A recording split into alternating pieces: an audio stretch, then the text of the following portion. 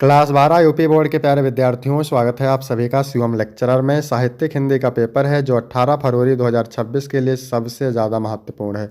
मेरे प्यारे बच्चों, पूरा पेपर एकदम अच्छे से आंसर के साथ हल करके आपको बताने वाले हैं, तो आप लोग वीडियो को पूरा अंत तक देखिएगा। यदि आप वीडियो को पूरा अंत तक देखते हैं तो ये मेरी गारंटी है कि आप बोर्ड एग्जाम 2026 में हिंदी में 95 प्लस अंक जरूर लेकर आओगे। मेरे प्यारे बच्चों, समय 3 घंटे 15 मिनट का होता है और पूर्णांक होता है 100 का। यहाँ पर थोड़ा सा निर्देश देख लेते हैं। निर्देश में क्या है? प्रारंभ के 15 मिनट परीक्षार्थियों को प्रश्न पत्र पढ़ने के लिए निर्धारित है। इस प्रश्न पत्र में 2 खंड हैं। दोनों खंडों के सभी प्रश्नों के उत्तर देना अनिवार्य है। तो सभी लोग वीडियो को कर देंगे लाइक, चैनल पर नए होंगे चैनल को सब्सक्राइब और शेयर कर देंगे। चलिए वीडियो को शुरू करते हैं। खंड का प्रश्न नंबर 1 का है, आरोहण प्रमुख स्वामी जी के साथ मेरा आध्यात्मिक सफर कृति के रचनाकार हैं। Rahul Sankrityayan, doctor APJ Abdul Kalam, Phanishwarnath Renu, Bharatendu Harishchandra. तो आरोहण प्रमुख स्वामी जी के साथ मेरा आध्यात्मिक सफर कृत के रचनाकार हैं डॉक्टर एपीजे अब्दुल कलाम। दूसरा ऑप्शन राइट हो जाएगा। प्रश्न नंबर 1 का है, महके आंगन चहके द्वार के लेखक हैं। राम वृक्ष बेनीपुरी, कन्हैया लाल मिश्र प्रभाकर, हजारी प्रसाद द्विवेदी, हरिशंकर प्रसाई।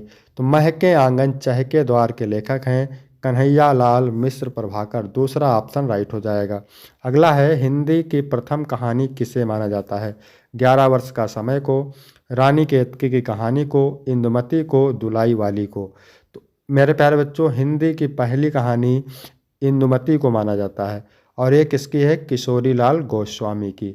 11 वर्ष का समय कहानी है आचार्य रामचंद्र शुक्ल का। रानी केतकी की कहानी है इंशाअल्लाह खां की और दुलाई वाली ये कहानी है राजा बाला घोष की। इसके बाद मेरे प्यारे बच्चों, अगला प्रश्न है, निम्नलिखित में से कौन सी रचना अज्ञेय का यात्रा वृत्तांत है? स्मृति लेखा, एक बूंद सहसा उछली, आंगन के पार द्वार, अपने अपने अजनबी। तो मेरे प्यारे बच्चों, एक बूंद सहसा उछली ये अज्ञेय का यात्रा वृत्तांत है। दूसरा ऑप्शन राइट हो जाएगा।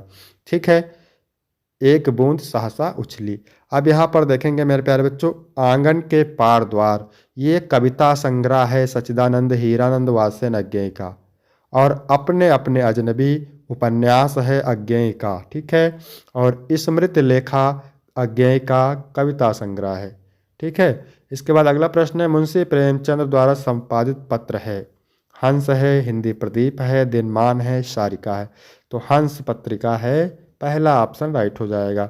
दिनमान पत्रिका मेरे प्यारे बच्चों अज्ञेय का है, सारिका पत्रिका कमलेश्वर का है और हिंदी प्रदीप पत्रिका बालकृष्ण भट्ट का है।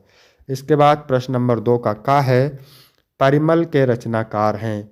सूर्यकांत त्रिपाठी निराला, जयशंकर प्रसाद, गजानन माधव मुक्तिबोध अज्ञेय।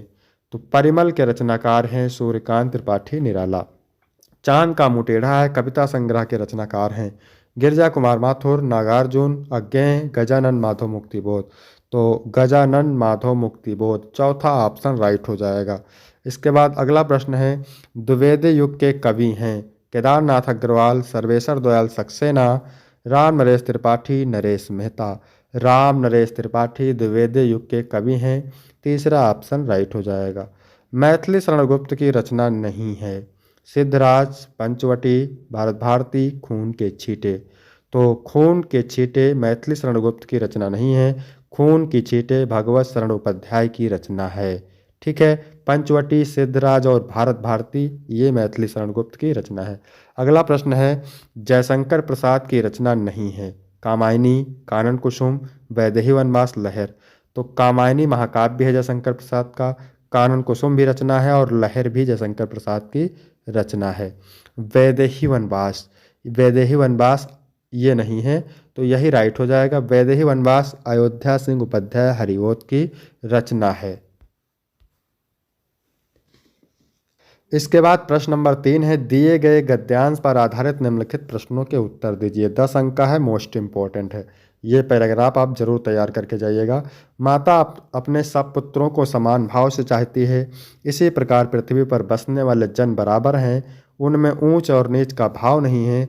जो मातृभूमि के साथ जुड़ा हुआ है वह समान अधिकार का भागी है। पृथ्वी पर निवास करने वाले जनों का विस्तार अनंत है। नगर और जनपद, पुर और गांव जंगल और पर्वत नाना प्रकार के जनों से भरे हुए हैं। ठीक है, देखिए यहाँ पर माता शब्द आ गया, जन शब्द आ गया, पृथ्वी आ जाए, भूमि आ जाए, तो आप समझ जाइए राष्ट्र का स्वरूप चैप्टर से लिया गया है। ठीक है, उपयुक्त गद्यांश के पाठ और लेखक का नाम, तो पाठ का नाम राष्ट्र का स्वरूप, लेखक का नाम वासुदेव शरण अग्रवाल।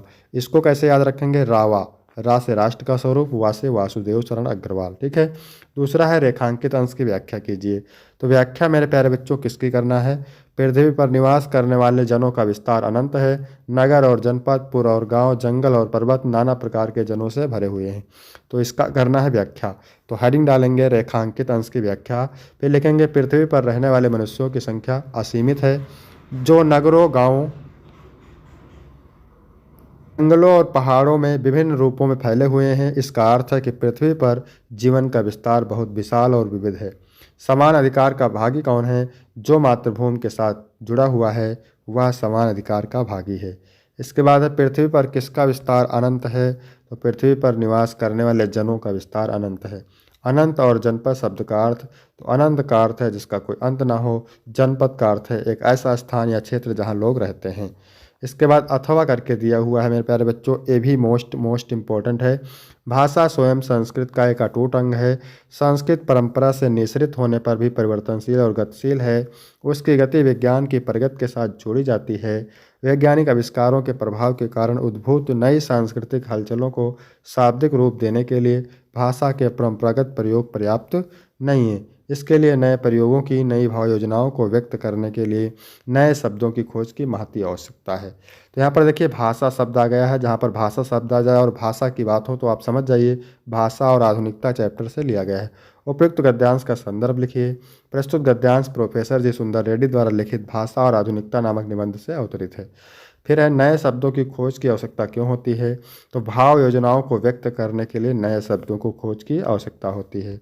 इसके बाद है भाषा किसका अभिन्न अंग है? तो भाषा संस्कृत का अभिन्न अंग है, क्योंकि संस्कृति की अभिव्यक्ति का माध्यम भाषा ही है। फिर है किसकी गति विज्ञान की प्रगति के साथ जोड़ी जाती है? तो भाषा संस्कृत की परंपरा से निःसृत होने के बावजूद विज्ञान की प्रगति के साथ जोड़ी जाती है। फिर है रेखांकित अंश की व्याख्या। तो व्याख्या किसकी करना है? जिसकी रेखा खींची हुई है। यानी भाषा स्वयं संस्कृत का एक अटूट अंग है। संस्कृत परंपरा से निःसृत होने पर भी परिवर्तनशील और गतिशील है। उसकी गति विज्ञान की प्रगति के साथ जोड़ी जाती है। तो इसकी करना है आपको व्याख्या। चलिए देखते हैं। लेखक का कहना है कि भाषा संस्कृत का अभिन्न अंग है, क्योंकि संस्कृत की अभिव्यक्ति का माध्यम भाषा ही है। संस्कृत की रचना और विकास परंपराओं द्वारा होता है।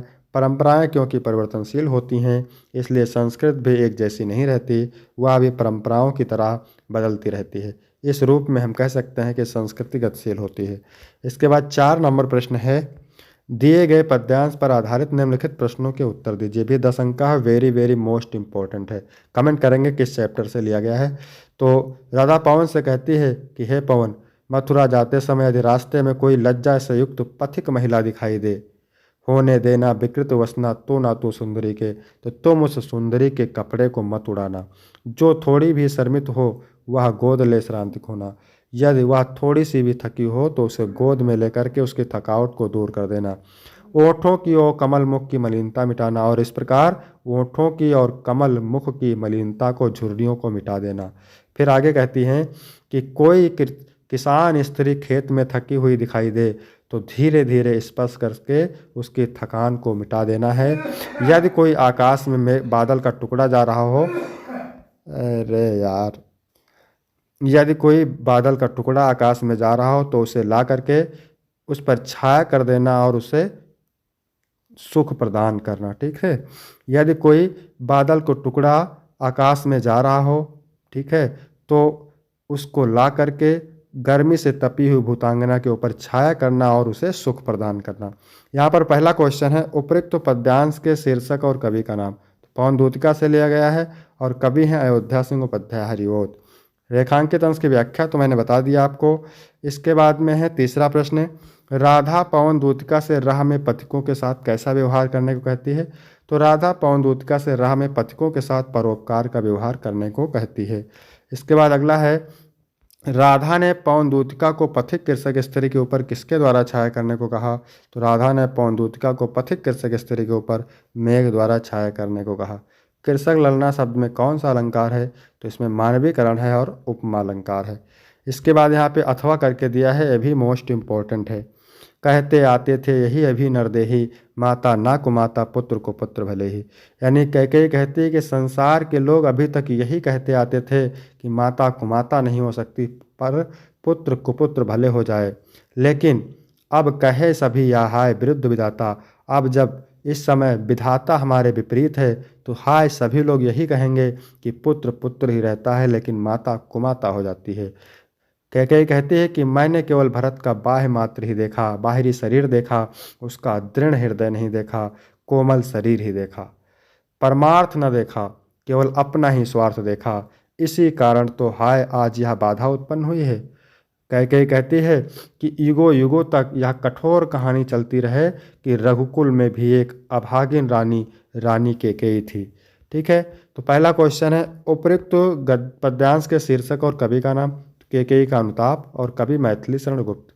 रेखांकित अंश की व्याख्या तो मैंने पूरी आपको बता दिया है। इसके बाद है पद्यांश के अनुसार आज तक लोग क्या कहते आए हैं। तो पद्यांश के अनुसार आज तक लोग यही कहते हैं कि पुत्र को पुत्र हो सकता है पर माता को माता नहीं हो सकती। किसने प्रायश्चित किया कि मैंने पुत्र का कोमल शरीर ही देखा, उसका दृढ़ हृदय नहीं देखा? तो कैकेयी ने प्रायश्चित किया कि मैंने पुत्र का कोमल शरीर ही देखा, उसका दृढ़ हृदय नहीं देखा। इसके बाद है प्रश्न नंबर 5 का। निम्नलिखित में से किसी एक लेखक का साहित्यिक परिचय यानी जीवन परिचय लिखते हुए उनकी कृतियों का उल्लेख कीजिए। शब्द सीमा 80 शब्द है और 5 अंक का है। वासुदेव शरण अग्रवाल, डॉक्टर हजारी प्रसाद द्विवेदी, प्रोफेसर जी सुंदर रेड्डी। तो आप साहित्यिक परिचय देते हुए उनकी कृतियों का उल्लेख कीजिए पूछे, या फिर जीवन परिचय देते हुए उनकी कृतियों का उल्लेख कीजिए। तो आपको सेम ऐसे ही लिखना है जैसे मैंने लिख रखा है। ठीक है, आप हेडिंग डालेंगे जीवन परिचय, उसके बाद हेडिंग डालेंगे साहित्यिक परिचय और फिर आप हेडिंग डालेंगे रचनाएं।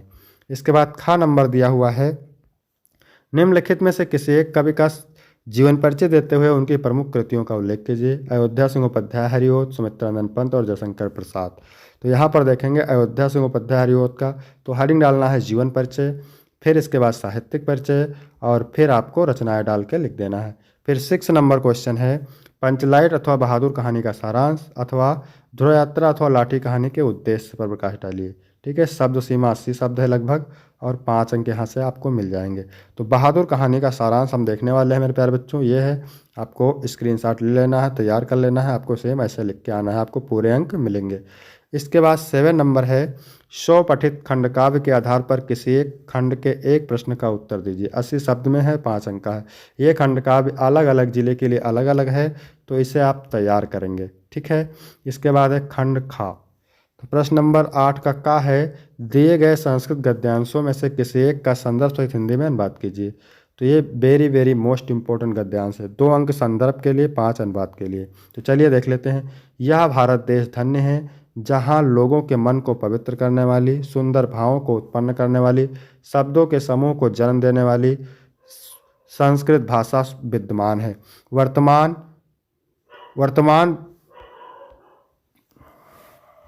समस्त वर्तमान साहित्यों में इसका साहित्य सर्वश्रेष्ठ और सुसंपन्न है।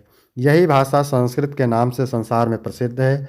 हमारे रामायण, महाभारत, ऐतिहासिक ग्रंथ, चारों वेद, सभी उपनिषद, 18 पुराण और अन्य महाकाव्य नाटक आदि इसी भाषा में लिखे गए हैं। यहाँ पर देखेंगे संदर्भ कैसे लिखना है आपको। प्रस्तुत गद्यांश हमारी पाठ्यपुस्तक संस्कृत दिग्दर्शिका के संस्कृत भाषा महत्तम नामक पाठ से अवतरित है। फिर यहाँ पे अथवा करके दिया है, ये भी मोस्ट इम्पोर्टेंट है। महामना मदन मोहन मालवीय का जन्म प्रयाग के प्रतिष्ठित परिवार में हुआ था। इनके पिता पंडित ब्रजनाथ मालवीय संस्कृत के सम्माननीय विद्वान थे। इन्होंने प्रयाग के ही संस्कृत पाठशाला, राजकीय विद्यालय और मेयर सेंट्रल महाविद्यालय में शिक्षा प्राप्त करके यही राजकीय विद्यालय में पढ़ाना शुरू कर दिए। युवक मालवीय अपने प्रभावपूर्ण भाषण से लोगों के मन को मोह लिया, अतः इनके मित्रों ने इन्हें वकालत की पदवी प्राप्त कर देश की श्रेष्ठ सेवा करने के लिए प्रेरित किया। संदर्भ लिखेंगे, प्रस्तुत गद्यांश हमारी पाठ्यपुस्तक संस्कृत दिग्दर्शिका के महामना मालवीय नामक पाठ से अवतरित है। इसके बाद मेरे प्यारे बच्चों प्रश्न नंबर 8 का खा है, दिए गए श्लोकों में से किसी एक का संदर्भ से हिंदी में अनुवाद कीजिए। तो ये भी 7 अंक का है। यानी सुख चाहने वाले को विद्या कहाँ, विद्या चाहने वाले को सुख कहाँ, सुख चाहने वालों को विद्या छोड़ देनी चाहिए और विद्या चाहने वालों को सुख छोड़ देनी चाहिए। मोस्ट इंपॉर्टेंट है। प्रस्तुत श्लोक हमारी पाठ्यपुस्तक संस्कृत के सुभाषित रत्नार नामक पाठ से अवतरित है। फिर यहाँ पे अथवा करके दिया है, ये भी मोस्ट इंपॉर्टेंट है। जल की एक एक बूंद गिरने से क्रमशः घड़ा भर जाता है। सभी विधानों में धर्म और धन का यही कारण है। इसके बाद प्रश्न नंबर 9 है, निम्नलिखित में से किन्हीं दो प्रश्नों के संस्कृत में उत्तर दीजिए। 4 अंक आपको यहाँ से मिलेंगे, 2 प्रश्न करने रहेंगे, ठीक है। इसके बाद है 10 का खा और गा, शांत अथवा हास्यरस, अनुप्रास अथवा रूपक अलंकार, दोहा अथवा चौपाई छंद। तो इसको आप तैयार कर लेंगे, 6 अंक यहाँ से आपको मिल जाएंगे।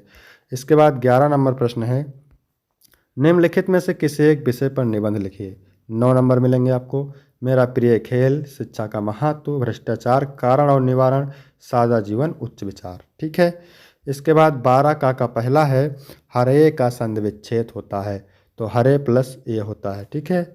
इसके बाद में वने अत्र का संधि विच्छेद क्या होता है, वने प्लस अत्र, वने प्लस अत्र होता है। इसके बाद है रामस चलती में संधि है, तो इसमें व्यंजन संधि है, ध्यान रखेंगे व्यंजन संधि है।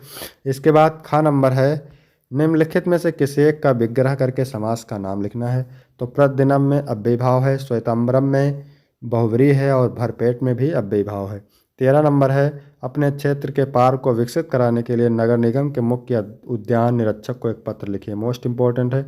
अथवा विद्यालय की वाद विवाद प्रतियोगिता में प्रथम स्थान प्राप्त करने पर अपने छोटे भाई को बधाई देते हुए एक पत्र लिखिए। तो ये भी मोस्ट इंपॉर्टेंट है। इसके बाद 14 का पहला है, निम्नलिखित में से किसी एक शब्द के धातु एवं प्रत्यय का योग स्पष्ट करना है, ठीक है। दत्ता में दा धात है और अक्त प्रत्यय है, ध्यान रखेंगे, ठीक है। बलवान में क्या है, बल शब्द है, मतु प्रत्यय है। फिर है निम्नलिखित में से किसी एक शब्द का प्रत्यय लिखना है आपको। तो यहाँ पर देखिए, श्रीमती में श्री शब्द है और मतु प्रत्यय है। धीमान में क्या है और गता में देख लेना, तो एक ही करना है आपको, श्रीमती में श्री शब्द है और मतु प्रत्यय है।